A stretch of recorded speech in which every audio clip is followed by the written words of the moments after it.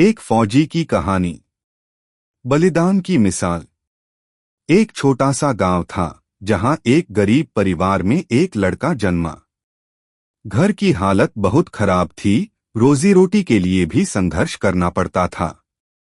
लेकिन उस लड़के के दिल में कुछ बड़ा करने का सपना था।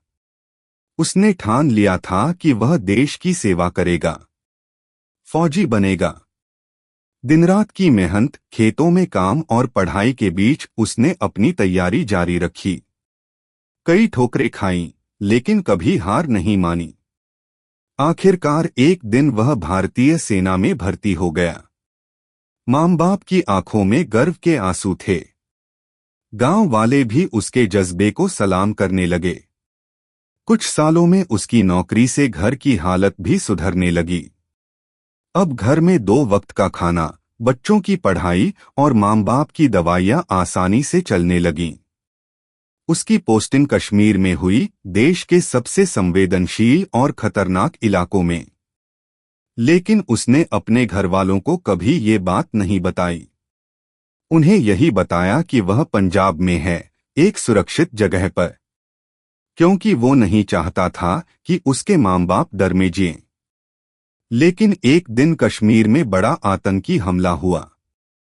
गोलीबारी हुई, मुठभेड़ चली, और उस मुठभेड़ में वह बहादुर फौजी देश की रक्षा करते हुए शहीद हो गया। जब सेना के अधिकारी उसके गांव आए और तिरंगे में लिपटा उसका पार्थिव शरीर लाया गया, तभी उसके परिवार को सच्चाई का पता चला। माँ का रो रो कर बुरा हाल था, पिता की आंखों में गर्व के साथ साथ एक न मिटने वाला दुख था। गांव भर में मातम था, लेकिन सबको उस बेटे पर गर्व था जिसने अपने परिवार को झूठी तसल्ली देकर देश के लिए सच्चा बलिदान दे दिया। वो गया नहीं, अमर हो गया। ऐसी कहानियां हमें याद दिलाती हैं कि देश की सीमाएं सुरक्षित रखने वाले हमारे जवान न केवल रणभूमि में लड़ते हैं, बल्कि अपने दिल में सबसे बड़ा त्याग लेकर चलते हैं।